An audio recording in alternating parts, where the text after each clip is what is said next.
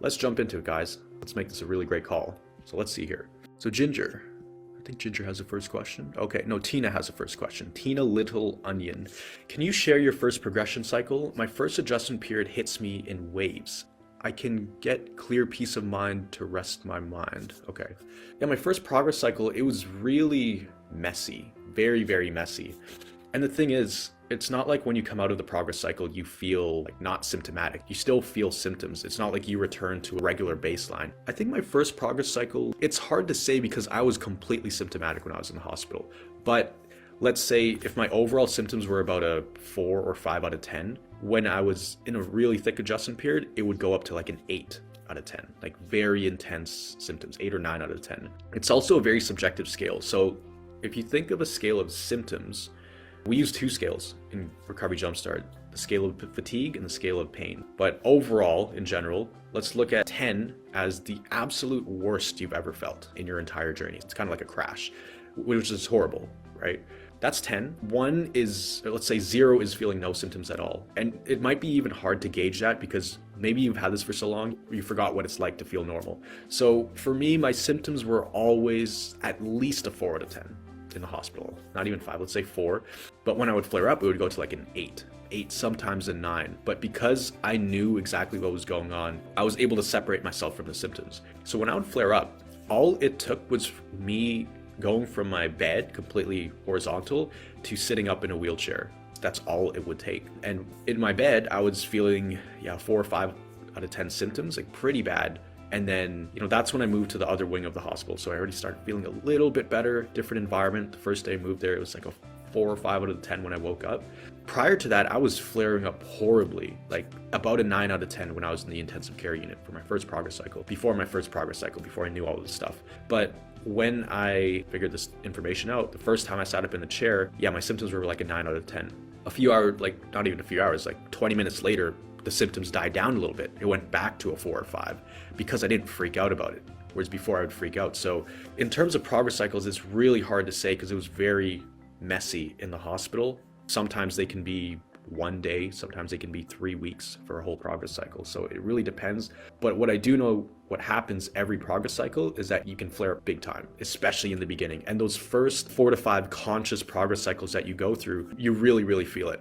Not only just physically, but you start to question everything because you probably watch my YouTube videos. Now you know what a progress cycle is. It doesn't change the fact that it's extremely uncomfortable. So a lot of people, they're like, I found this guy online, some Asian guy on YouTube. He's telling me I'm not going to die. He's telling me this is normal. Okay, I believe him. Let's go through an adjustment period. And then the symptoms come. Now you start second guessing yourself. Do I really trust this guy? Because I feel horrible right now. So you're going to have those doubts, but you cannot veer off the plan. Once you commit to using this approach, don't be 1 foot in, 1 foot out. Don't go halfway. You have to commit and you have to see it through. Something that breaks my heart when I see people try this approach and then they flare up a little bit and then they immediately go back to old ways of thinking and they're like, oh no, I can't handle it. Yeah, sometimes you might bite off a little bit more than you can chew, but don't stop. Don't just abandon the plan, stick to the plan. And you're going to come out of that progress cycle. So every progress cycle, you will have moments of doubt. And the intensity of that doubt, it really depends on how intense the symptoms are, right? So the symptoms bring with them emotions and doubt and fear, all of that stuff, but you have to stay strong through it. So that's what I would say about my first progress cycle. It got easier and easier to handle all of that stuff, but it was very difficult in the beginning. I'd be lying if I said I wasn't questioning things even a year after I got out of the hospital. But, further down the road, you're going to have a question pop into your mind. Am I really getting better? And then immediately you're going to catch yourself, even that thought, asking yourself, did I do too much? Well, now you're already planting the seed that you did too much. So you're going to start feeling way more symptoms. So you got to stay strong throughout them. It ain't going to be pretty. It can be a very messy process. It usually is. But that's kind of what my first progression cycle looks like. It's very muddy. And a lot of times you can't even tell when you're out of an adjustment period, when you're that severe, or if your symptoms are flaring up really bad. I just made a video about what to do when your body is crashing, but also what to do when you can't move. So I know there's some people, they've been reaching out to me and we've been talking for like a year and they're still stuck on the couch. So I created a video of how to break through that. And there's people in the program as well. That is literally the hardest place in recovery. Everything after that, it's way easier. But when you go from just barely functioning in a horizontal place when you're lying down to even being able to sit up, that transition is the hardest part. There's no way around it. You have to go through it. Like, your symptoms will flare up. I had to do that. Like, when I first started sitting up in a wheelchair in the hospital, it was horrible. No amount of rest would have made me feel better.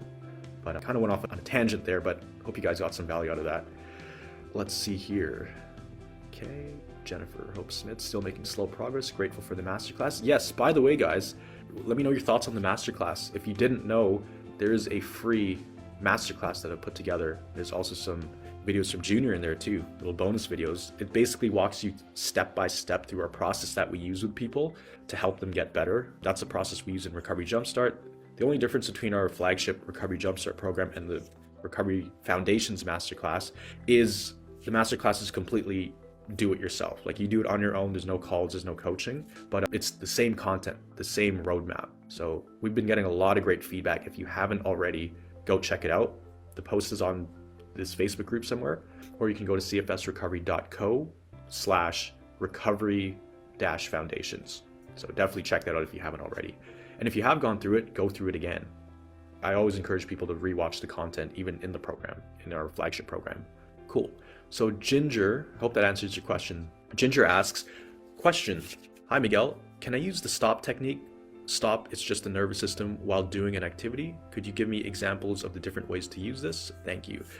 Yeah, so I mean, there's different names for it. Like, I just call it swatting away those negative thoughts and doubts and fears. It's basically like swatting it away. What I tell people in the program actually is, whenever you hear that voice in your head, doubting your progress, fearing the symptoms, anticipating what could happen, anticipating a crash, treat it like a little troll, as an annoying little troll in the background, just chattering in your ear, saying, oh, you sure you could do that? You sure? Oh, I don't know. That might make you crash. And I imagine there's a little troll voice, and I would, in my mind, just like kick this troll, just kick it or like smack it away. And I had to do that hundreds of times a day. But in terms of the stop technique, yeah, it's basically what I did. I swat it away and say, now that in itself, that voice in my head is the nervous system. Because thoughts are a symptom. If you guys didn't know that, like overthinking and having all these weird thoughts you don't normally have, because sometimes you guys will experience this. You'll have thoughts and you won't really feel like yourself. You'll feel like you're going crazy sometimes. It's because your brain is in such an overactive state that it's just bombarding your consciousness with all these potential threats. So it's going to say, hey, what about this? What if that? You know, look out for this. And it's trying to protect you, but now it's gone overboard. So that leads to more stress, which stress leads to more symptoms. Examples of different ways to use this, yeah, it's super simple. Like, for example, when I got up to go grab some food out of the fridge and I was standing by the microwave warming it up, the thought would cross my mind, hey Miguel, are you standing up too long? Is this taking up your energy? And then I just had to swat that away and be like, look, that thought alone, like, I know that's my nervous system talking. It's looking for threats. So no, it's just my nervous system. Or, you know, I'd get up just, you know, at a regular pace, regular speed, but I would have a bunch of palpitations, maybe, you know, a few palpitations, and I get a little bit of shortness of breath. And then I just tell myself, hey, it's just the nervous system. Whereas before, immediately, uh-oh, are you going to have a heart attack, or are your lungs going to shut down? Or is your heart rate too high? Let's check the heart rate. I didn't do any of that. Got up, felt the palpitation, had to take a kind of a deep breath to get some oxygen in, and I was so deconditioned. I'm like, it's just my nervous system. It'll recalibrate itself. So that's what I did. Anytime, anywhere during the day. That's a great thing about this. You don't have to sit down and do this whole meditation about it. Although meditation can help, but this is just a very simple way of swatting those thoughts away. And it's really quick. It takes 2 seconds. Oh, no, it's just a nervous system. Continue on. Resume task, whatever you were doing. This is why it's also good to keep your mind busy throughout the day with certain things. Obviously, you don't want to overstimulate it. You want to keep your mind busy with things for it to focus on, you know? By the way, can you guys hear me okay? Like, how's my audio? Let me know if the audio's okay. This might be better. Hold on. What mic am I using? I just want to make sure I don't go for like 2 hours and my audio's not that great. Is it okay? Okay, cool, perfect. Just making sure. Sometimes there's Zoom calls and my mic is like unplugged and it's using the internal speaker, and then no one tells me, and then I listen to the replay. It's brutal. Okay, cool. I want to make sure you guys are able to absorb as much as you can. Okay. Eeny, meeny, miny, mo, catch a tiger by the toe. This one. This is from D. Hello, my biggest problem is my IBS, reflux, and GERD. I just started to feel better. And again, this heartburn, pain in my jaw, hard to breathe, and my legs feeling so heavy when I am walking.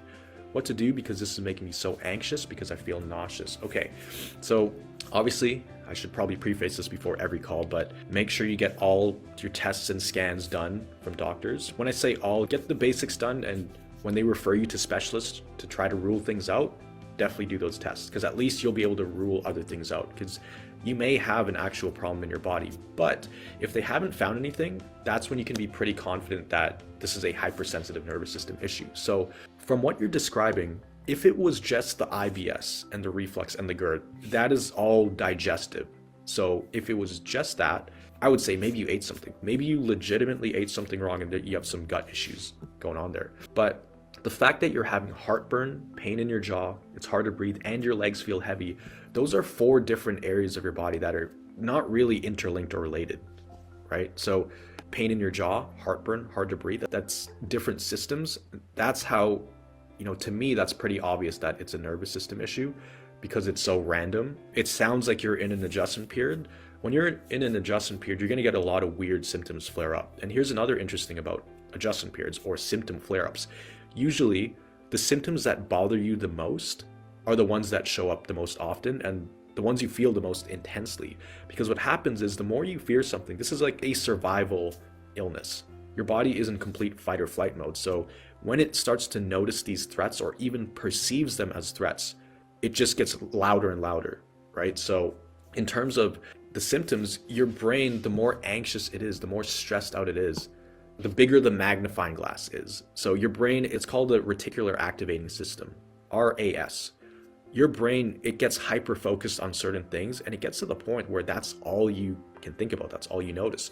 So you could be driving on the highway, for example, let's say someone was driving on the highway. If you tell them, look at a red car, find red cars, see how many you can count. So they're gonna be driving next 5 minutes, looking for red cars. They'll notice maybe 6 red cars. So then you ask them again after 5 minutes, okay, well, how many yellow cars did you see? And they'll say, well, I don't know, I wasn't looking for yellow cars. I didn't really see any, maybe 1. When in reality, there could have been another 4 cars, but because they were focused on looking at that thing, that's kind of all they see. They get that tunnel vision. So it's the same thing with the brain in survival mode, in a hypersensitive state. It's gonna get tunnel vision for threats. It's gonna look for any threats at all, even the smallest ones. The smallest threats, your brain puts a magnifying glass on them because it wants to keep you safe. It wants to protect you. So the more stressed you are, the bigger the magnifying glass, and the symptoms that bother you the most, those are the ones that are going to be magnified. So I kind of went off on a tangent there, but it does sound like you're having an adjustment period. The fact that things are flaring up at the same time in different areas of your body, and it's just weird, it doesn't make sense. Yeah, that really does sound like an adjustment period.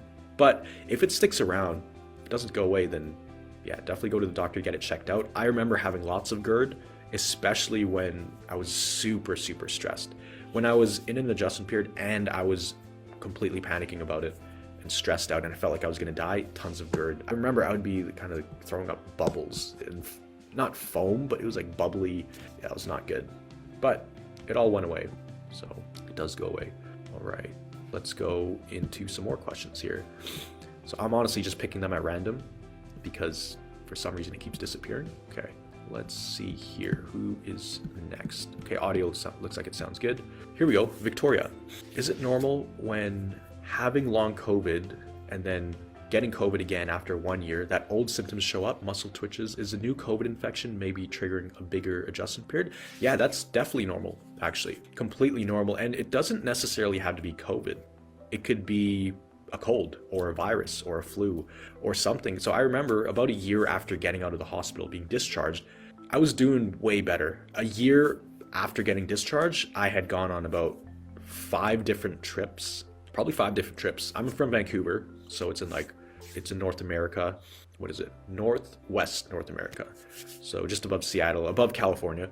Basically, I took a trip to, where is it? LA, Cleveland, San Jose. I took a trip to Hawaii. I went on hikes in Hawaii, and I also went to Mexico for like 8 days for vacation. So within that year, I did a lot of stuff. So you could tell I was very functional, but I got a really bad tooth infection, and that wiped me out for a good week.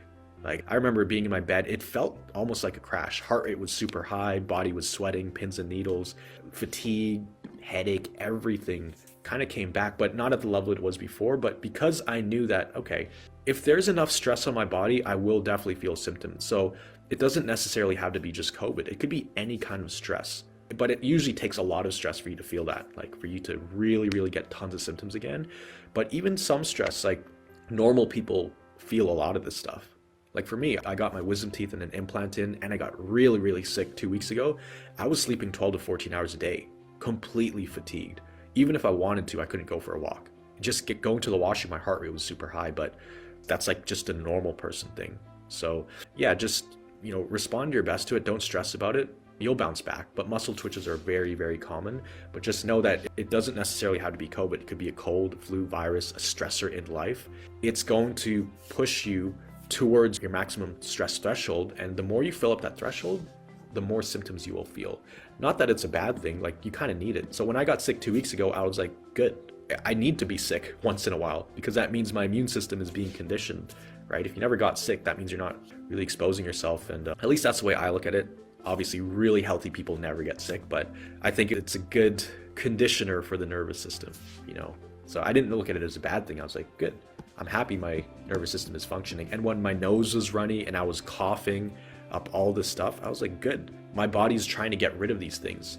Let me aid it the best I can and give it as many tools as I can to help it succeed and come out of it. Let's see. Okay. Anyways, let's rip through some of these questions.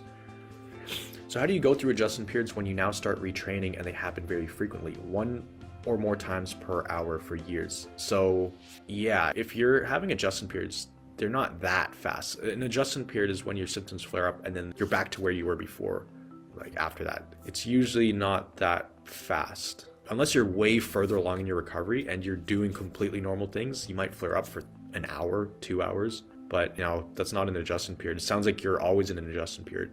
It's like your body's trying to break out of it, but it's never making it fully out of the big adjustment period. So your symptoms can fluctuate within an adjustment period. I would suggest watching my video again about adjustment periods. So, okay, how long can we rewatch the masterclass, Miguel? Once you have access to the masterclass, you get full access to it. It never expires. You'll always have access to it. Okay, on the masterclass, yeah, Jay, it's a long question, man. I need you to, can you shorten it, please? You know what? I'll rip through it. I'll try to be speedy with this. Okay, so on the masterclass, Junior talks about on personality, how we have to change our type A personality. My problem is I notice I get the sense of urgency when doing things under certain conditions. For example, I could be going somewhere and I feel the sense of urgency and getting there faster, even without a time deadline, and I have all the time in the world. Or when doing some work, I want to do it fast when I should go about it slow. Recommendation on changing outlook somehow, or changing our view, or somehow to slow down the overall urgency feeling when doing anything. I think it's a habit or temperament I have. It's not always, but I often have this personality. So yeah, great question. Kind of rushing to get through things. I used to be this exact person. And the reason I did it and the way I stopped doing it was, number one, being aware that it was happening. So you're on step 1. Step 2, though, is asking yourself, why are you doing that? Because I could tell you what to do, but if you don't know why you're doing those things, I could tell you what to do, but it's going to be hard to stick to it unless you know the reason why you do it. Now, I found that the reason why I would try to get through tasks as quickly as possible was because in my brain, I had a never-ending list of tasks. So it's almost like I had this mental to-do list and I wanted to get as much done as possible, so I would always rip through it. And here's the thing. You might not even have a legitimate deadline for these things, but with type A personality people, we create these deadlines for ourselves. We create these tasks, and if there's no tasks, our brain will find something to do. It wants to solve things. It's in this state of survival right now where it wants to fix things. It wants to fix problems, even if problems are not there, or if problems are really small. The brain, like I said earlier, it's like a magnifying glass. It will get hyper-focused on that issue, that problem, and then it will try to solve it. So it's in problem-solving mode. It's trying to solve all these things, and one of the problems it's trying to solve when you're rushing through things is getting through your to-do list. So I would write down, like honestly, sit down, write on a piece of paper, okay, what are the things I feel like I have to do daily? Like I have to do this and that. Or even as you're going throughout the day, writing down all the times you feel like you need to get something done. Because then you'll start to see a pattern, and it's probably more than you even realize. But definitely asking yourself why you're doing it is a really, really important step, because you'll find that the reason you're doing it doesn't even make sense logically. It's more so like an automatic thing. So it's just breaking that habit. It is a habit. Today I still have tons of to-do lists, but I don't let it stress me out too much. My to-do list never ends. It never ever ends. There's always things I have to do, and the paper it looks like a crazy person is writing it down. Running CFS recovery, a lot of stuff on the back end, but the thing is, now I feel like I'm able to handle it. I limit my stressors. I'm not saying I don't stress out, but I limit them, and I can control it. So it's not as detrimental to me anymore. Like, unless I really, really push hard, I'll be fine. So I would ask yourself why you're doing that. Because I had another person reach out to me the other day. I'm not going to say who, but she was saying like she's in bed all day, but then there are these things, this decoration hanging in her room, and she'll get up multiple times throughout the day just to straighten it because it will really bother her. So she'll straighten it. It's like this thing hanging from the ceiling, and she'll lie back down. Then it'll turn, and she'll be like, no, that should not be turned. Let me go up and turn it again. And she'll do that multiple times throughout the day. And then she reached out. She's like, Miguel, this is not normal, is it? And I'm getting frustrated with myself. It's like I can't let it go. And I told her exactly what I just told you guys. Your brain is looking for problems to solve. Problems that aren't really problems. It just wants to solve something. Whether it's keeping the bed sheets perfectly straight or fixing this thing that keeps rotating that's hanging from the ceiling. In the grand scheme of things, it does not matter. But also when you're really bored out of your mind in bed all day, your brain, it's very good at finding problems to fix or creating problems that don't exist or amplifying problems. So hope that helps. Okay. Adelaide says, after day of work, 100% desk job, working full time, I only have some energy left to cook something quickly and sometimes do a small house chore. After doing that, I feel I need or I want to relax and watch some TV, and that helps me. It's the one thing that brings me joy. Quitting my job and eliminating the other 8 hours of screen time is unfortunately not an option due to financial reasons, but I'm stagnant in the physical area. Do I need to give up one thing that I love, which is watching TV, and probably feel miserable, to make more significant progress? Or do you have any other tips on this? Yes. So I think you answered a little bit of the question here. If it's going to make you miserable to stop watching TV, definitely don't do that. You don't want to be miserable. And for me, when I got out of the hospital, I was on my phone quite a bit. Even though it gave me a lot of symptoms, it still kept my mind busy and gave me more joy than it did symptoms. So it made me really happy to watch YouTube videos again and watch some entertainment and all that stuff. So yeah, you're working full time and eliminating the other 8 hours of screen time. How much screen time are you doing outside of work? I know TV relaxes you, and the thing is, for a question like that, I don't know enough about your situation. Like, I don't know if you have a family, if you're taken care of. I don't know specifically. So there's so many different answers I could give. But overall, you do know that something needs to change. And basically, your stress threshold, I don't even want to call it, let's call it stress threshold, but all it is, it's your stimulation threshold. Your body can only handle so much when you have something like CFS. And clearly, it's not working out. Something we tell people in the Recovery Jumpstart program, if they have to work, and it's not really an option to stop, is, take 5-minute breaks here and there. So we literally tell them, a lot of them can work at home as well. But even if they have to go in, it's rare that someone has CFS and they can go into work. But set timers on your phone or somewhere, some notification that reminds you, hey, every 30 minutes, stand up or take a step back from work so we can hit the mental reset button. Take a few deep breaths. Sometimes all you need is 5 deep breaths. That's it. 5 long, slow, deep breaths. And you're going to feel so much better. And it brings your stimulation levels down. You just need that mental break. So if you can add in some breaks throughout the day with work, or even every hour, take a 10-minute break, just mentally step back from things. So I have to do this because I am typically, sometimes when it gets really busy, I'm on Zoom calls for 8 hours a day. Mondays and Thursdays, I'm usually on Zoom calls, maybe 9 hours a day. But in between calls, I have to go stand up and go grab a drink just to change something up. So I got these bubblies, sparkling water, and I'll have a sparkling water or something to just take my mind off of things. So I'll have a snack. Just anything to reroute the focus of my brain from work to something else. That's what I would do so far with the information I do know about you. But yeah, something definitely needs to change. It sounds like your foot is on the gas pedal basically the entire time in terms of stimulation. So I would try to introduce some things that kind of break that stimulation up. So taking 3 deep breaths every hour or 5 deep breaths every hour, taking a bubble bath, I don't know, twice a week or something. I do that. It helps me de-stress. Cool. Let's go on to the next question. Jenny, okay, so it's not really a question. Okay, so she was just given some hope. I keep having paralysis episodes. I was so afraid of them, total loss of control. But then I got rid of the fear behind it. Well, it took a while, but when I was able to make the fear go away, the symptom went away. Hope this gives you some hope. Absolutely. And here's the thing, when you lose a lot of the fear towards the symptoms, it doesn't mean that the symptoms go away immediately. In fact, you will still have the symptoms. It's going to be pretty intense. So when I started sitting up in a wheelchair, it felt just as brutal as it did before. Just as brutal. Heart rate high, room spinning, nauseous, shortness of breath, feeling like my body was vibrating and shaking, like I couldn't hold myself up because I was so deconditioned. But even though that was the physical sensations, my experience was completely different than my previous experience. So, because before, the experience was terrifying. It was terror, fear, anxiety, complete panic, like impending doom. Whereas now, because I knew this information and I knew that it was my nervous system, I was able to kind of sit back and observe my symptoms, and I just kept reminding myself, remember what your doctor said. It's just the nervous system. You're not going to die, Miguel. So that really helped me. Okay, let's see here. Okay, Penelope. Yes, here we go. So reposting her question, why do we experience seasonal fluctuations of symptoms? I get twice as worse in the winter. How can this be explained from a nervous system point of view, and what to do about it without having to move to Hawaii? Yeah, it's a great question. It depends on where you're at. Like, I don't know where you live, but here, typically in the winter, what happens, and this is very common.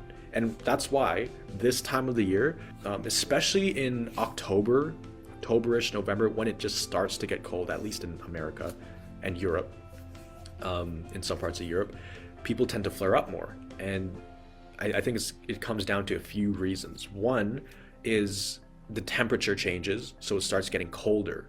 Your body having to adjust to different temperatures is stress on the body, because that's your body doing extra work to adjust, whether it's cold or whether it's hot. This is why people have heat intolerance as well. But in the winter, typically it gets colder, so your body has to put in extra work, extra effort to keep itself warm. So that's one. There's extra energy going there. Number two, it also gets darker, typically in winter. And when it gets darker, naturally your energies will come down. It has to do with your circadian rhythm, but also just not getting enough sun, right? So even normal people, because I have a lot of friends I talked to, and even they were getting super, super tired once it started getting a lot darker. Now I'm kind of used to it. Here where I live in Vancouver, now it's actually the shortest day of the year. So today it's going to get dark around 3:45, 4 p.m. But when it gets darker, you feel like your body needs to go to sleep earlier. For the most part, you'll feel more run down. So that's number two. It gets darker, less vitamin D, less sunshine, kind of messes up your circadian rhythm. Number three is typically this time of year, there's colds going around. There's something going around. Even if you don't really get sick, your body is going to be fighting something off, even if you don't get the sniffles and all that. So it's just a lot of extra stress on the body. Actually, all of these things are not really avoidable. Getting sick, maybe that's unavoidable because just don't go out or wear a mask or make sure you wash your hands more. But overall, this is a very common thing. You know, you'll just feel way more run down. Normal people feel run down in the winter. We just feel that on an amplified scale, you know. So that's kind of how I see it affecting the nervous system. So Tally, okay, kidney infection I'm dealing with makes sense. Yeah, if it's a legitimate kidney infection, that's going to cause a lot of stress on the body, a lot of stress. So that right there, big adjustment period. Jamie asked, do you recommend creative activities or learning something new to help retrain the brain? Absolutely. I love this question. Yes, and I cover this in my new video that's coming up.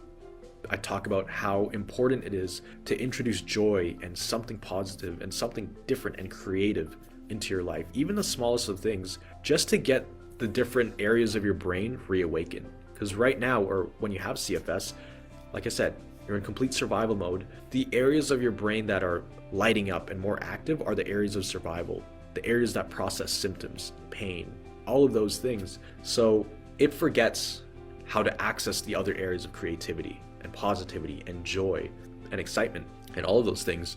So we want to reawaken those areas. It's not that your brain is not capable of doing those things anymore.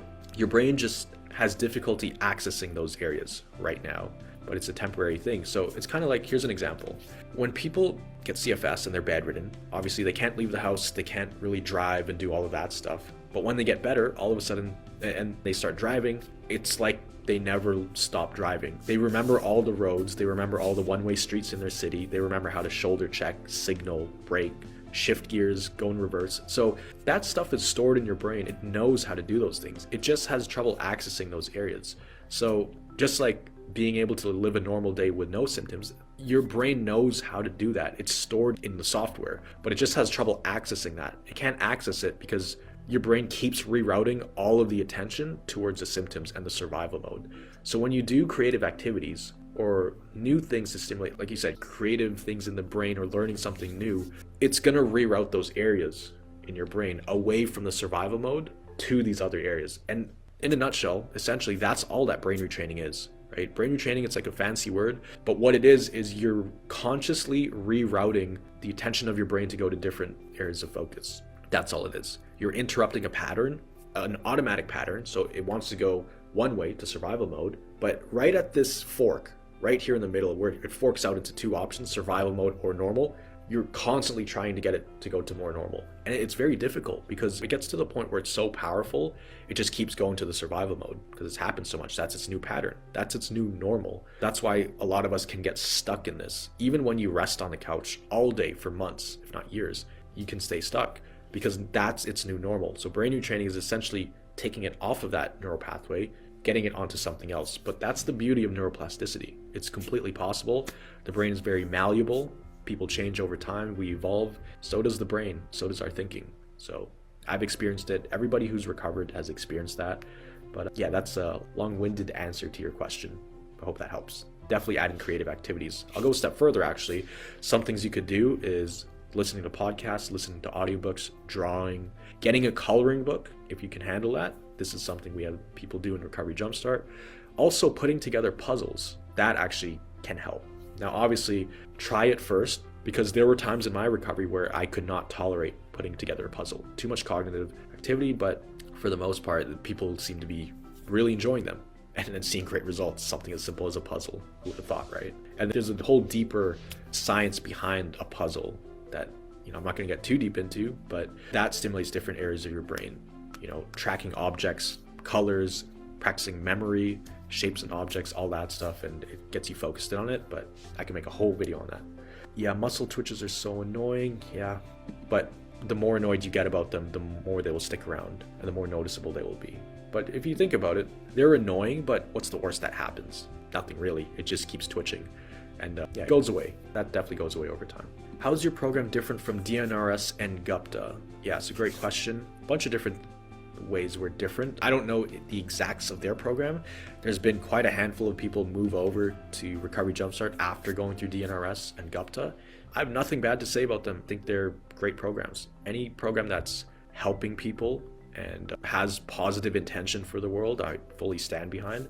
But in terms of difference, I think with us, it's just the level of support that you get. The fact that at first, when you come in, you work in much smaller groups for 6 weeks.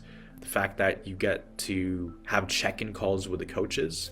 If you go to cfsrecovery.co/apply, you'll see pretty much what our program offers, but you get to work directly with a Thriver Success coach. So you have direct access to myself in our inner circle community.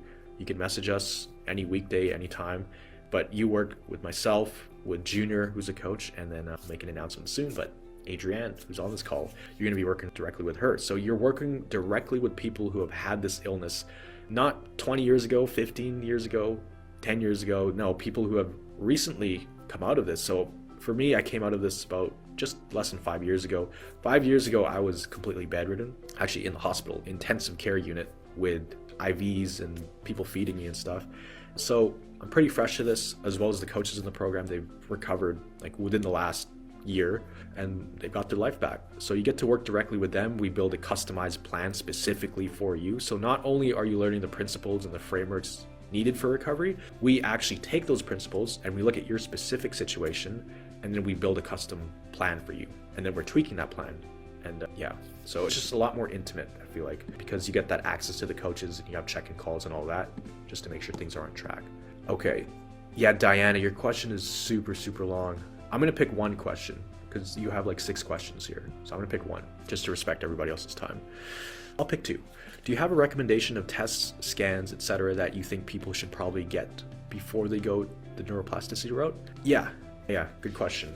Obviously the basic blood tests, basic blood work, and here's the thing, I know it can get super expensive if people don't have insurance, so I hope you have insurance. MRI, CT scan, X-rays, ultrasound of the gut or the heart. They did a nerve conduction test. That's not necessary. You don't need a nerve conduction test. Those are the basics. And then usually after that, they'll refer you to a neurologist. Typically the neurologist does a bunch of stuff on you. They'll shine a bunch of bright lights in your eyes. They'll say, oh, hold your arms up to the side. They'll push down on it, lift your leg up. By the time you walk out of there, you feel like a wreck. But neurologist, just to rule anything out, when they say you're okay, they typically refer you to a cardiologist. And then the cardiologist usually says, yeah, your heart's completely fine. And then what else? Endocrinologist. They'll usually refer you to an endocrinologist. So then they might do an adrenal test on you. And then that typically comes out fine. But once you do those things and you just follow the doctor's instructions of passing you around to these specialists and they're telling you, hey, yeah, you're normal, that's when you can pretty much say, okay, let me go all in on this hypersensitive nervous system issue. But it can be a very frustrating process. That's the thing, because you're expecting answers and they're all telling you you're normal. They're looking at you like you're normal, but inside it's a whole different story. Like you feel like a wreck, right? Do you have advice for those of us who wake up in the night and can't fall back to sleep? Yeah, my best advice is not stress about not being able to sleep, because sometimes you'll have those days where you just cannot sleep. And the thing is, it is super frustrating. Do your best to limit the stress. And when you wake up in the middle of the night, you might say, oh shoot, tomorrow is going to be horrible, or I hope I get to sleep before the birds start chirping outside or something. And you'll feel like the longer you stay up, the worse you're going to feel the next day, and it becomes a very stressful event. Then you can start to develop a fear or a stress response as nighttime approaches, because you're always going to look at trying to sleep as a bad experience, right? Then you build this negative association, and then you'll get stuck in this cycle of like stressing out about sleep. So my best advice is, when you cannot sleep and can't fall back asleep, the best thing you can do at that point is lie there and try to not toss and turn as much as possible, because at least your body will be physically resting, not moving as much, at least a little bit, but also mentally. At least you won't be mentally draining your energy being frustrated, because sometimes that's the best it's going to get. You're going to lie there with your eyes closed and you won't be able to sleep, but that's as good as it's going to get. So just understanding that is going to help. I had a lot of those nights, especially when I had adjustment periods. My sleeping schedule would be completely messed up. Finally, how do we stay sane and calm through what seems like an endless and deeply frightening process? How do you stay calm? Well, one, I think educating yourself on what's going on, because the more you understand something, the less anxiety you have about it. Anxiety is fear of the unknown. And when you don't know the information about the nervous system, you don't know what you should be focusing on. You don't know the trajectory of how adjustment periods play out. You don't know what to expect. Then there's more anxiety. I think the reason I was able to really bring my anxiety down quickly was because I understood the concepts so well when my doctor explained them to me. Not only did he explain them, but he drew actual diagrams, which I share with you guys on a lot of my YouTube videos. I also have a recovery science blueprint, which you can check out. I think it's linked in all of the descriptions. You should be able to find it there. But understanding the blueprint of how to recover, the more you understand, the less anxiety you will have and the more calm you will be. So it's like you become this monk. When the adjustment periods come and you're in the eye of the storm, it feels like the world is falling apart physically. Mentally, you're just like, why am I stressing out? This was expected. Like, Miguel told me this would happen. This is exactly how the cookie crumbles. So why am I stressing out about it?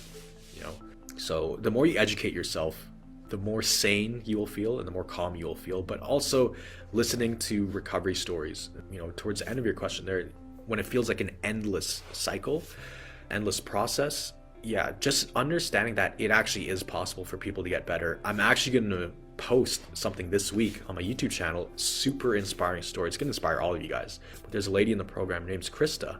You might follow her on Instagram.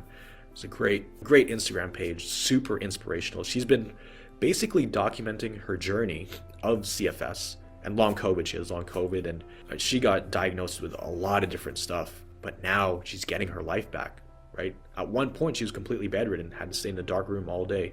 just like a lot of us here. But now she's able to go out into the world, go on little road trips here and there, eat pizza, eat burgers, enjoy life, go to concerts. So it's really cool to see, and you guys will see that this week. It's probably one of the most powerful recovery videos I'm going to put on my channel, like in terms of people who've gone through the program or still in the program. She's been in it for 4 months, and listening to stories like that is really going to inspire you and show you that there's undeniable proof that you can get better. Now, that's where the other question comes in. Well, what if they're different than me? What if I'm a unique case and there's something different about me or my situation? Which, to a certain degree, it is true. Not everybody's exactly the same. But if you have everything ruled out, then and you pretty much exhausted all other options of illnesses, then it's a nervous system issue. And that you can absolutely fix. So the more you educate yourself, the more calm you will be about it. But not just educating yourself about it, implementing it. That's a whole nother video that I have coming out about that. Knowledge is useless without implementation, right? It's better to implement one thing and actually do one thing than learn about 10 things and all the best things to do and have the perfect plan in place and not really stick to that plan. Better to focus on one thing. So that's something we do in Recovery Jumpstart too. We really simplify what people are doing, but we say, hey, focus on just these things for this week. Only these things. And then the following week we might tweak it, but it's usually pretty consistent. So a lot of people are surprised they're doing a lot less than what they were doing in the first place. Cool, hope that helps. So D asks, what do you think about IV with glutathione and alpha lipoic acid? Ooh, I can only speak on my experience, right? I don't know if this was prescribed by a doctor, but I did over 100 IV treatments in about 2 years. Felt good at the time, kept me running for about 3 weeks, 4 weeks. And then I needed it more and more because my body started to rely on it. The thing is, you typically need more of it. So I started doing it once every 2 months, then once a month, then I had to do it once every 3 weeks. Then I had to do it once every 2 weeks, then once a week. Then it got to the point where I was doing it twice every week. And each one of these cost me $150. This was completely private through a naturopath. And he sold me the idea of, hey, we need to rebuild your nervous system and your adrenal glands. We're basically treating it as adrenal fatigue. And of course, I believed it, tried it out. So I've been down that route. We had glutathione, we had all these B vitamins, adrenal extracts. But yeah, would never ever do that again, ever. Even now, some of my friends, they get these IVs in the winter so they don't get sick. I'm like, I am good. I am never doing that again unless I have to, right? Okay, cool. Yeah, okay, so we got a great question from Lisa over here. If you add a new activity and do not get an adjustment period, does that mean something? Maybe you can do more than you think. Yeah, that's what it sounds like. But the thing is, when you introduce a new activity, give yourself a good few days, maybe even a week, just to see how your body is responding to that activity. Because sometimes there's a delayed effect, where you won't feel the adjustment period until like 3 or 4 or 5 days after. And this is for any significant activities that you're adding on consistently to your days. If it's like a minor activity here and there, like, for example, you normally go to the grocery store twice a week. Well, now you went to the grocery store and then afterwards you stopped at another shop to grab something. That's not really much, but this is more so for consistent things that you do regularly. If you're not getting an adjustment period after a few days, or if you want to be super safe, wait like 4 or 5 days, maybe even a week, depending on how big the activity is, then yeah, you could probably increase it. Definitely. Okay, we got a lot of questions here. So this is from Laura. I have long COVID and have lots of additional stress with my ex taking me to court, so I can't move with our son. Do you think that the stress of this will stop me using your techniques to recover? Yeah, so, because that's a legitimate stressor. I don't think it's going to stop you from using these techniques, but it seems like you're dealing with 2 issues here. You have the hypersensitive nervous system issue, and then you also have this family issue, right? This relationship issue. Now, the relationship issue, absolutely, it adds in to the stress overall. So it's going to make you feel more symptomatic. But just because you have this over here doesn't mean you can use all the principles used to fix the nervous system, and doesn't mean it negates everything. So I would work on both, honestly. These principles can still help you, absolutely, in limiting stressors. A lot of people, once they start gaining traction in their recovery, and they get back to doing more normal things again in life, start working, start going out into the world, start hanging out with friends. When stressors come up, they're able to handle it way better. Because here's the thing, when you get really good at swatting away symptoms or swatting away thoughts about symptoms, and you learn to be indifferent to them, that's like the hardest thing you could do in life, I think. When you are convinced that your body is shutting down and is breaking down, if you're able to get your body out of the survival state, you can deal with anything. So I think these principles will still work to help you in your hypersensitive nervous system issue. This thing on the side here, it may require some other professional work, going to a counselor or something just a few times to work through those issues. But absolutely, I would still watch my YouTube channel, or not even mine, just use these principles. Essentially, guys, I'm just the messenger of this information. It's not like I made all of this up. Taking science and delivering it to you guys. So a lot of stuff that I learned from my doctor, these are the exact same things that he told me. I'm just delivering it to you. So yeah, hope that helps. Okay, Nathan. Okay, Nathan has a question here. Hey Miguel, when did your high heart rate subside? It's my last symptom. So here's the thing. When you say high heart rate, do you mean like your heart rate is high all day consistently and it just doesn't go down? Because you will have bouts of that. It will come and go. You'll have windows of time where it's high. Like for example, last week when I was super sick, my heart rate was high for like 3 days. Not all the time, but whenever I would move, I'd get high heart rate. So it's one of those things, whether it's high, whether it's low, you just become completely indifferent. It takes some time for it to go. It did stick around probably one of the longest, especially as you start to do more normal things, you're doing more physical things, your heart rate's going to be a little bit high. But yeah, it was a nuisance to me. I barely noticed it. It's only when I really sat down and felt it going, I was like, oh, heart rate is high. Okay, cool. So what, Miguel? That's what I would tell myself. It's like, okay, and why does that bother you? The only reason the high heart rate bothers you is because you're ultimately fearing a heart attack, right? Or fearing death. And that's the ultimate fear that we have in this illness, that we're gonna die, right? We think no matter what symptom it is, the end result that we're afraid of is death. But when you realize that the nervous system isn't gonna kill you and you can't die from this specific thing, then it kind of takes that option off the table. So now you have a lot less fear about anything, because that's what we fear all these symptoms will lead to at the end of the day. So the high heart rate, I used to be terrified that, I would have a heart attack. I did not trust my heart at all. Like literally did not trust my heart. I would talk to my heart and be like, please, please, I beg you, do not give out on me today. Please. And just give me another few days. Please, don't want you to explode. And I just picture it in my mind. It's like, is this thing gonna stop? Because at my peak, I think I got 300 or 400 palpitations in a day. This is when I had to wear a Holter monitor, but also my heart rate would go up to 140 or 150 sometimes. But then when I stopped being scared of it, it just tended to go away, or at least it became less noticeable. So now it's just, I have full trust in my heart. And we don't realize how many times our heart beats in our lifetime. A lot of times. So even if it's high for a few days, it's not really making a difference in the entire grand scheme of things. So say this is your entire timeline of life. You having a high heart rate for 3 days or 5 days or whatever, it's like such a small piece, you won't even be able to notice it. So your heart can handle it. Granted, as long as you have had your blood tests and scans done. Freddie asks, what are adjustment periods? I would go to my channel to check it out because I go really in depth. I could break it down here, but it would take really long. I'll break it down briefly. Basically, an adjustment period is when your body is literally adjusting to new levels of stimulus. So you have to introduce stimulus to your body. The thing is, when your body is adjusting to those levels of stimulus, you feel symptomatic, very symptomatic. But it's no different than someone going to the gym and working out and them getting sore. The whole reason you get sore is because you have now broken your muscles down and they're rebuilding themselves. They're repairing themselves stronger than they were before in order to adapt to the stress that was placed on it. So it's kind of like that, right? But instead of working out, it's just doing simple things, standing up a bit longer, taking a shower every day, being able to go for a 5-minute walk outside. We need to let our body adapt to that, and we need to let it adjust to that. So that's what an adjustment period is. It's basically you increase activity or stimulus. Doesn't even have to be physical, it could be mental, could be going on screens more. But overall, you're adding stimulus to your nervous system. It processes a little bit more.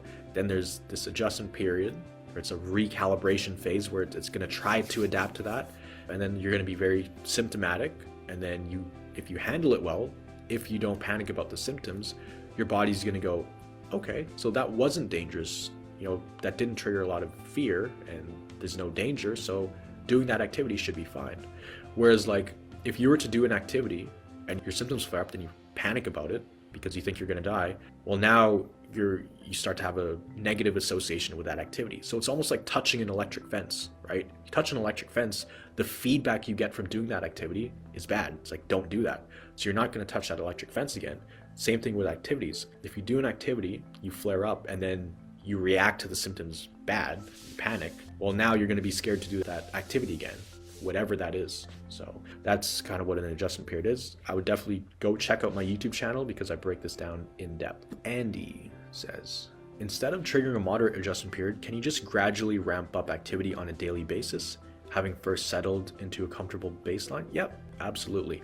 Yeah, no need to always trigger adjustment periods. I also have another video about this, is how often should I get adjustment periods? There were times when I would go have adjustment periods, then when I came out of it, I would go right back into it, expose myself to more stimulus just because I wanted to keep building up. But there were other times when I would go a month or a month and a half without triggering one.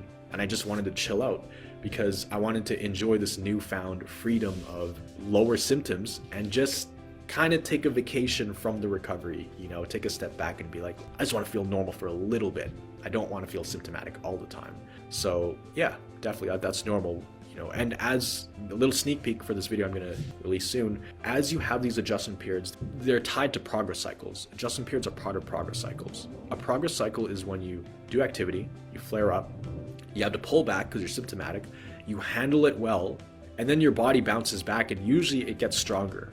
You're able to handle more when you come out of that adjustment period. So that's one progress cycle, right? If you have progress cycles building up on top of each other, it takes time, right? Every now and then you want to sustain that level of activity because it's like building a new building, right? There's different levels to that when they're constructing it. So you're building these new floors, and every, let's say, 10 floors, they want to reinforce it. I'm not a construction expert, but I would think that they would reinforce floors, right? Let's just use that as an analogy. They reinforce the floors, so we spend a little bit more time there out of an adjustment. Yeah, not going into an adjustment period. So that way it gets stronger. So that way when you build on top of that, you go through more progress cycles. If you do have a huge flare up, you don't fall anywhere lower than that level, right? You might a little bit, but then you have this kind of safety net here of capacity.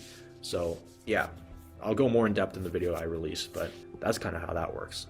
Basically, when you kind of sustain your activity, right, you are still getting stronger and you kind of are reinforcing that level of health you're at. But yeah, that's what I would say. Okay, Jenny says, I struggle with the action of brain retraining sometimes because my fear and anger is bigger than the motivation to feel better. How do I calm my body down when this happens? So this is a great question, and I think I have a really good answer for this. So fear and anger, right, they're two different things, but it's a very intense feeling. Here's the thing, energy, this is more philosophical, but it's true. Energy cannot be destroyed, can only be converted, right? So you need to take the energy that you're feeling from the fear and anxiety and channel it towards focusing on the brain retraining. So this is what I did in my recovery. I was able to channel and convert all that fear and the frustration and everything I was feeling into focus for following what my doctor was telling me to do. And that's when everything clicked for me, because you have all this energy built up inside, the fear and anger. It's just figuring out how to convert that. So it is energy inside. You can feel it building up, but use that literally as the motivation. They're not two separate things. Use that to fuel the motivation to stick to the brain retraining, right? So I did that a lot of times, and actually Junior did this. It wasn't so much the anger and the fear, but he approached adjustment periods with intensity. He would get symptom flare-ups and he would dare his symptoms to try something funny on him because he knew he was fully bought in, and he's like, I'm so frustrated with this. Let me put all this energy into just following the roadmap and swatting away the thoughts and combating and challenging these thoughts with telling myself it's just the nervous system. So you can convert that energy. That's what I would say about it, honestly, because that's what I did. That's what I see a lot of people do, being able to convert that fear and anger into motivation. But they're not two separate things. Take the energy from this, the anger and the fear, put it into the motivation. That is your reason, right? So I hope that makes sense. Adding onto the rushing through tasks. Okay, so this is from the question earlier. I notice I do it as well because I'm limited in what I can do, so I hurry to get it done before symptoms get more intense. Yeah, absolutely. It's almost like when you're doing the task, you just want to rush through it to get it over with. but you end up stressing more about it. So yeah, that's a very real thing. Like when I would go to the washroom, when I would have a hospital visit, this is when I was bedridden at home. They'd put me on a wheelchair and I'd be telling them, hey, grandpa, we gotta go, clock is ticking. Every second that I'm sitting up, it's gonna make me crash, it's gonna make me feel worse after. So right then and there, knowing what I know now, that's the absolute wrong mindset. But hey, I didn't know at the time, and it's not like they teach this stuff in school, and doctors definitely don't teach us this. So it is what it is. We did the best we can at that time, but once you know these things, I think that's why it's great to be on these calls, so you can take these golden nuggets. And I've been through the dark journey. I've had a lot of these experiences. I've created this group in hopes that you guys don't have to go through all the stuff I went through. Even though you've been doing this for a while, if I could help in some way shorten that time period from where you are now to living a life of thriving health, then absolutely, I would love to help you guys do that. Okay, when I'm doing 2 activities 2 days in a row, even though I'm resting for the rest of the day and try to be calm, I'm flaring the next day. How can I introduce the body to these activities gradually with minimal flare-up? Well, that's the thing. So it depends how big the flare-ups are, but absolutely, without a doubt, you will have symptom flare-ups. No questions around it. That's just a part of it. And guys, there is no way to recover. It's impossible to recover if you never feel symptoms. So just accepting that right off the bat is going to help you a lot. Symptoms are expected, they're needed, they're absolutely necessary. It's almost like, it's like someone saying, I want to work out, but I don't want to feel sore, right? Impossible.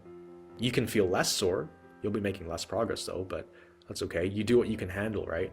So yeah, in terms of introducing the body with these activities gradually, I think that answers your question in and of itself. Introduce the activities more gradually, so do less of it. But the last part of your question here, you say with minimal flare-up, just that question in itself, you're still kind of fearing the flare-ups. Not even fearing them, but like kind of trying to avoid them. So just understand that they are part of the process. You need them. You actually want them. If you don't have symptoms, you have nothing to retrain. That's the whole point of it. So what I used to do is I used to try to rest all day, not move as much as possible, so I would feel minimal symptoms, but just got worse that way, because I kept trying to avoid it. So the symptoms are part of the process, right? And I tried to avoid it. And in trying to avoid it, that would actually cause me more stress, because when I did feel symptoms, it was like, oh shoot, I did something wrong. So I thought I was supposed to avoid it. All these videos online, I heard that you have to avoid symptoms or they're not good, or immediately redirect your attention away, which you do have to redirect your attention when they show up, but don't avoid them. But you can minimize them for sure, especially in the beginning. So hope that helps. And let's see. Look at Tally chiming in, giving lots of advice. I like it. Okay, Jason. I noticed meditation on nothing, sleep for 20 minutes gets rid of my headaches and burning eyes, but the pain visual meditation you recommend makes my brain tired and more aware of my pain, which feels like more pain. Is this normal? No, that's definitely not normal, but is it common? Or not common. Does it happen? Yeah, it happens. So I see this happen when people put too much focus on expanding the pain centers. So for people who are not aware of this, it's the brain retraining exercise for chronic pain. But honestly, if you found something else that's working, then do that, the meditation. And the thing is, you can't really sleep all the time. Like if you have a headache or body aches and pains, when you're out in public, it's not like you can take a nap in the mall, right? So that's where the brain retraining exercise for chronic pain comes in. You might be focusing too much on expanding the pain centers. You want to focus on lowering them. So this is something I need to update in that video. 95% of the focus should be on shrinking those pain centers. The other 5% is making them glow, right? So you can become aware, you can get that picture in your brain. You make it go from glowing to dimming down. So being like a neutral color like gray or faded, and then having it shrink. So that's what I would suggest for that. But it does happen. Not to everybody, but I've heard this question come up a lot, which is why I need to definitely update that video. Okay, Tina says, how can you get creative and active when having symptoms like fatigue or whatever I do, my tinnitus screams at me? Let's see.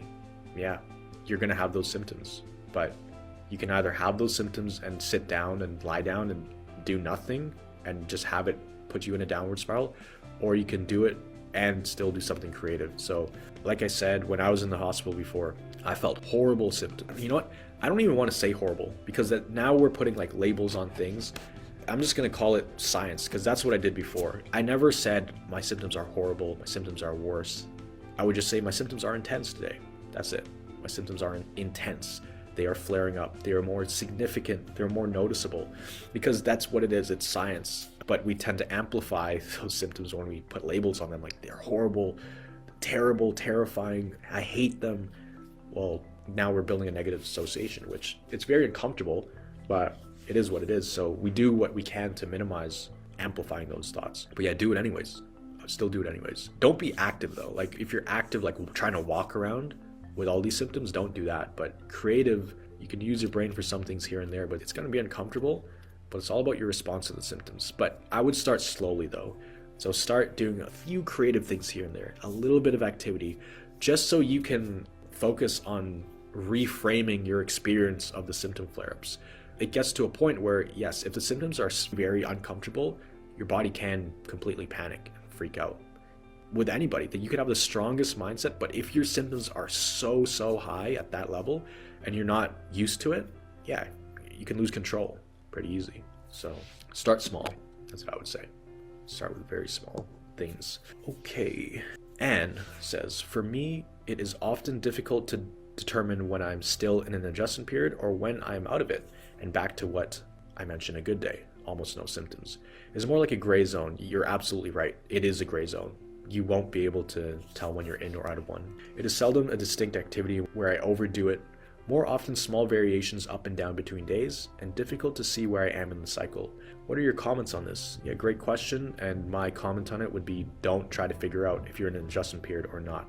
See, when I was recovering, I never knew what an adjustment period was or a progress cycle, or like 75% of the stuff I teach on my channel I did not know. All I knew and all I focused on was two things. One, the golden rule in recovery: your success is determined by how well you respond to your symptoms in the moment. Number two, I knew I just had to repeat that process of I do activity, I get symptoms, I handle them well, pull back.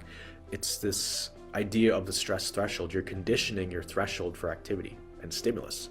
And in conditioning that, you're going to have some discomfort, just like how you feel discomfort when you're trying to build up muscle or condition that. I'm also going to make a video about this. We break this down in depth in Recovery Jumpstart, the whole idea of the stress threshold. But right now, I wouldn't even pay attention to am I in one or am I out of one? Because this is where people get lost, and all that energy that is being used to try to figure out where you're at, it doesn't matter. The only thing that matters is if you're responding to symptoms well, right? And there's also a wrinkles phase of the adjustment period, which I don't think I even mentioned in my videos yet, but we've discovered this in Recovery Jumpstart. We talk about it a lot. But towards the end of a progress cycle in an adjustment period, as you start to introduce activity again, your body will feel a bit more sensitive. So it will take maybe a quarter of the activity to make you feel the same level of symptoms, but that's when your body is trying to recalibrate itself. So that's completely normal. But yeah, I would put your focus on handling the symptoms the best you can, right? If you have a scale of, like I said earlier, 0 to 10 in terms of symptoms, where are your symptoms at right now in the present moment, right? Is it a 4 out of 10, a 3 out of 10? Is it 8 out of 10? And we have these scales in Recovery Jumpstart to help people gauge where they're at. But if your symptoms are under a 3 or 4 out of 10, then you're probably out of an adjustment period. It's rare that it's going to be at 0. Rare that's even going to be at 1. But if it's like a 3 out of 10, 4 is getting into adjustment period territory. But let's say, to be safe, 3 or less, you're probably out of one, and you can stimulate yourself more. You can stimulate the nervous system. So you bring those levels up, and then you pull it back down. Okay. Deborah says, I'm just starting my journey to health. I suffer from chronic headaches every day. Do you have any recommendations on where to start first? Absolutely. And I'm really glad you found this group when even if you're just starting your health journey. I do have a video specifically for pain. It's a brain retraining for chronic pain.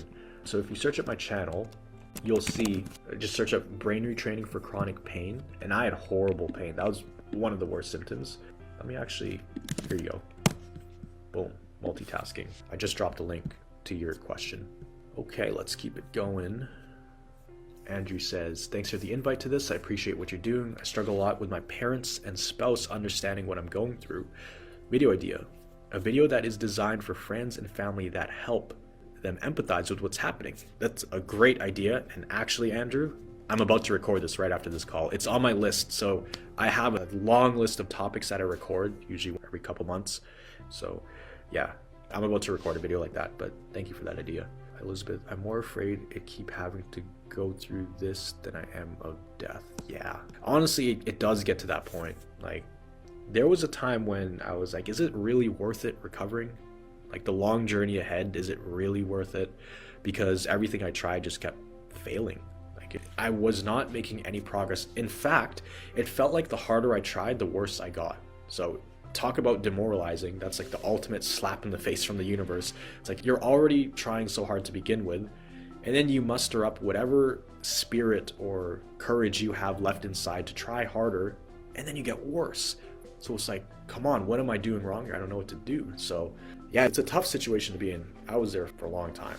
Not a good place to be, but you know, when you learn about this stuff and try applying it, then it can help dig you out of that hole. It doesn't look pretty. It's a very grueling process, especially in the beginning. Like, I know you, Elizabeth, you're basically bedridden. So the transition going from completely bedridden to sitting up, even being able to walk to another room and sit in a chair, when you're at that level, that is the hardest place to be in recovery. So just know that it's not always going to be this hard. And it can feel like there's no light at the end of the tunnel, but there is. And you remind me of someone in the program. I'm not going to say her name, but actually she had an amazing win on it was 2 days ago. But in the summer, she was legitimately crashed. It's rare that someone has a crash in the program, but she legitimately had a crash. So she had been sick for years, many years, like crazier journey than myself. Tried everything, all these different treatments, and when she was crashing, she was sleeping about 16 hours a day. And when she would get up, then just 16 hours completely wiped out. When she would get up, she was also completely wiped out. Not get up, but like wake up, completely bedridden. Whole body was on fire, pins and needles, nausea, body aches and pains, and she would get these hot flashes and cold flashes where she's shivering. So it was a really dark place for months and months and months. And we were really trying to help her, hopping on extra calls with her, walking her through this thing. Junior and I were both doing everything we could to help her, but she was just stuck. And then something shifted. At some point, something shifted. So just the other day, she had her busiest day she's had in years. She walked like, I think it was 700 meters. She picked up her little nephew from school. She did laundry. She did a bunch of stuff, but everybody on the call was just mesmerized, and we're so happy for her. But especially for people who were on the calls in the summer, who saw her going through that, because she could barely be on the calls. She'd just show up, but her camera was off, and she'd just listen in for maybe 20 minutes sometimes, hop off because she was so wrecked. But to see people go through that, I know for a fact it's possible. I know because I've been there, and I see it happen in the program. So she's kind of where you're at, Elizabeth, because I know where you're stuck at. She was at that place. Anything she would do, she would sit up for 5 minutes, horrible flare-up. So there was a lot of mental work she had to do too, internal work, but it was not easy. It was not easy, it was like pulling teeth, but it was worth it. Now she's so happy she stuck with it, and she's an inspiration, you know. Her story's gonna be epic once I bring her on the channel. She's close, she's gonna get there soon. Cool. Any suggestions for MCS? Treatment has been somatic approach. So MCS, multiple chemical sensitivity. Treatment has been somatic approach to deal with trauma, and it has been amazing, 70 to 80% recovered. But I've run through all episodic memories that are causing nervous system response. I still have some symptoms, and I'm working on them specifically, but recovery has been slow. Yeah, just if it's got you to this point, I'd say keep on going. There's a handful of people in the program who have multiple chemical sensitivity. There's one guy, actually, I'm not going to mention his name, of course, but when he came to the program, you know, he was describing his situation. He was basically homeless because he had to leave his house because there was mold, and he was very sensitive, and he was homeless. And even just walking by someone who was smoking would feel like he has a stroke. He couldn't smell any perfumes, any kind of scent in his house. It didn't even have to be a chemical, it could be a scent, and it would flare up his symptoms, and he's terrified of it. But you know, he joined, and then within 2 months, it's funny because he would tell us all these updates. He's like, yeah, so I went to this perfume shop. And we're like, you went to a perfume shop? Even normal people, some normal people get headaches from that because it's really strong smells. He was like, yeah, I went to a perfume shop and I was okay, actually, you know, because I'm not stressed about it anymore, but I had to work up to it. That's not the first thing he did.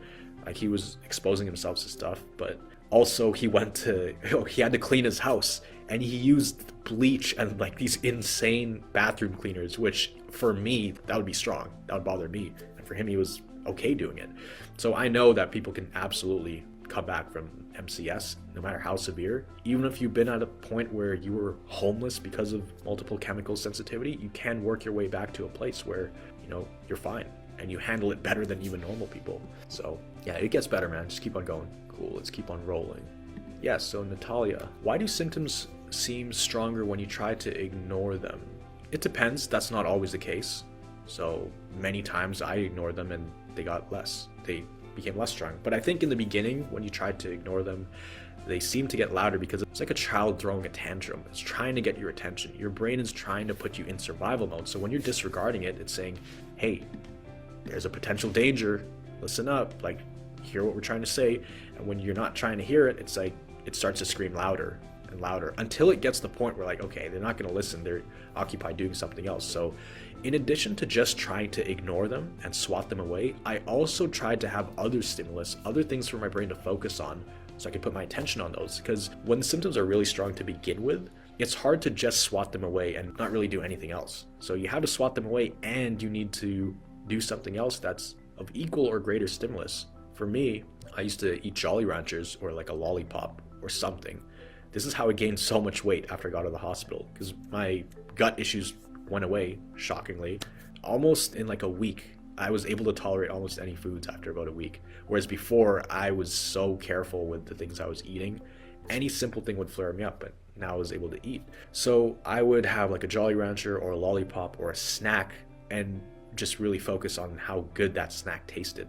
And that helped me get my mind off symptoms a lot, because when my brain was processing that, anytime I would eat and I would taste the food and enjoy it, it's almost like my symptoms lifted by 90% for that window of time. Then when I would stop eating, then the symptoms came back. So in doing the swatting away of negative thoughts and also having other stimulus like food or snack or candy that is long lasting, like a Jolly Rancher can last like 30 minutes.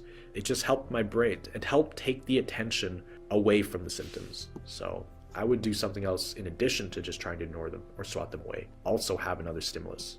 Let's see. With long COVID, I was in bed for a year and a half, left my job. I've had all the flu symptoms you mentioned on your videos, found your channel and began to understand what's going on. Just a month ago, I'm doing small chores at home and trying to work with these CFS symptoms. But my major issue is, how do I cope with all these vibrations? How do I cope with all these vibrations? It's still 24/7. How do I cope with all these vibrations? It's still 24/7. Yeah, no, the vibrations stuck around with me for a while, like quite a long time. You're gonna have the vibrations, especially as you're introducing more activities, as you're doing more things, you're gonna have those vibrations. In terms of how to cope with them, the same way you cope with all symptoms, whether it's vibrations, whether it's high heart rate, whether it's different things, whether it's insomnia, you respond to the symptoms the best way you can. Because remember, the golden rule in recovery, your success is determined by how well you respond to symptoms. So when you do feel these vibrations and the question pops in your mind, what is that? Ooh, what's happening? That's uncomfortable. I don't like that feeling. You really have to remind yourself, hey, it's just the nervous system. Because that's really all it is. I was getting vibrations even like 2.5 years out of the hospital, but it was very rare. I would only get the vibrations when I really pushed myself. Like I tried to do a hard workout, I would get the vibrations, but then they went away. Even last week, when I was really sick and I was recovering from the implant and wisdom teeth, I was also on antibiotics. It was winter time here. I was also stressed out with work. So all those stresses came in and my body was definitely feeling the vibrations for sure. So even normal people feel that a little bit, but the thing is, it's just amplified with a hypersensitive nervous system. So if you're feeling them 24/7, just you have to learn to be comfortable with them. It's really just the nervous system, and trust me, it goes away. But it goes away in bouts. Like you'll have more windows of time where you don't feel them, and those windows of time get bigger and bigger and bigger. Unless you're in an adjustment period, then it'll come back, but then it goes away again. So nothing to worry about. I'm really glad you're doing much better, so just keep on going. Here's a great question. Ginger, have you ever revealed who your doctor is? Just curious.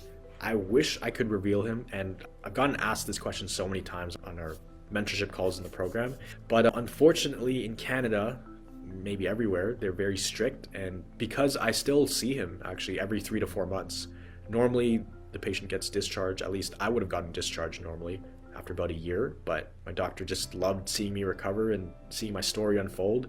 We've still been working together for the last, how long has it been? Almost 5 years. And I always tell him about you guys and tell him about this Facebook group, the YouTube channel, and he's very, very proud because when he met me, I was bones. I was like 130 pounds. I didn't think I would walk again. I thought my life was over. And he told me, Miguel, you're going to have your life back. You're going to be walking around in 3 months. What do you think about that? And I told him, well, if you think so, then let's do it. So to see me build my life back up to where it is today, where I'm actually helping other people with the very same information that he helped me with, he's very proud. And yeah, I think one day I'll be able to reveal him, but maybe when he retires. But for some reason, the system doesn't allow relationships outside of the one-on-one appointments with the doctors here. So he's talked to the board about it too. He's actually told the board of directors, it's like, hey, this guy, I helped him and now he's helping so many other people. Can we get him in to speak? So they want me to speak at something. So that would be super cool. But maybe I'll interview him, and I've thought about this. We'll interview him. It'll just be a silhouette like in the X-Files. We'll use a voice changer. But I think it's better if we actually see his face. But he is like the Grandmaster Sensei of the CFS knowledge, the nervous system guru. Because he taught me all this stuff. Tally. I don't know if you answered this, so posting again just in case. I think I am always in an adjustment period because I have not been patient enough for it to end. But I think this is because I have symptoms all the time and don't know when they let up versus flare up, because sometimes it changes by the hour. I have fatigue 7 all the time. Okay, so I have a level 7 of fatigue all the time. Yeah, so Tally, I think you overthink a lot. You try to figure out where you're at a bit too much versus just responding to the symptoms well. But yeah, it does sound like you're always in an adjustment period, specifically because you're trying to figure out where you're at in an adjustment period, and also when the symptoms flare up, the mindset can get shaky. So yeah, you're still working on that cognitive piece, but I've seen your wins. I've seen you do some posts on Facebook where you were able to go karting that one time, which even that's pretty wild, but also some other things. So really just focus on the wins, right? Right now, your mind is very focused on recovery. What we teach people in the program, especially once they know all of the main concepts, which Tally, I think you know most of the main concepts, so it's really just implementing it. But one of the last pieces, putting all of it together, is starting to build a life outside of recovery. In the beginning, when you're pretty much bedridden, yes, recovery is the center of your life. You live, you breathe, everything you think is recovery. But as you get a little bit more freedom, which the more health you have, that's essentially having more freedom to do the things you want to do. As you get better, you're able to do a few more things here and there, and you're able to actually start focusing on other things other than recovery. Like, for example, you went go-karting. Being able to enjoy that's a different life than CFS. So it's like building a life outside of recovery. It's so important, and it could be simple things too. This is where it's so important to have new hobbies, no matter how small. I don't care if you're drawing the perfect circle on a page and you practice that's a hobby. Something else to put your attention on other than the recovery. I think that's what's going to help you right now, Tally, and a lot of people on this call too. If you're at that place where you're kind of functional, right, and you're not in bed all day, it's taking the attention off of recovery and putting it onto something else. That's really going to make a difference in not just your energy levels, but also your symptom levels, also your bounce back time when you do have flare-ups. It will make a massive difference. So like we talked about earlier on this call, creativity is huge.